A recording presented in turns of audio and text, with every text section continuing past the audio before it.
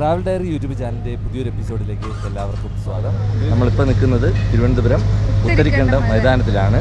ഇന്ന് തീയതി 14/8/2025. ഓണം പ്രമാണിച്ച് കഴിഞ്ഞ പ്രാവശ്യങ്ങളിലെ പോലെ തന്നെ ഇപ്രാവശ്യവും നമ്മുടെ തിരുവനന്തപുരത്ത് പുത്തരിക്കണ്ടം മൈതാനത്ത് സർക്കസ് എത്തിയിട്ടുണ്ട്. ഇപ്രാവശ്യം എത്തിയിട്ടുള്ളത് ദി ഗ്രേറ്റ് ബോംബെ സർക്കസ് എന്ന് പറഞ്ഞിട്ടുള്ള ഒരു ടീമാണ്.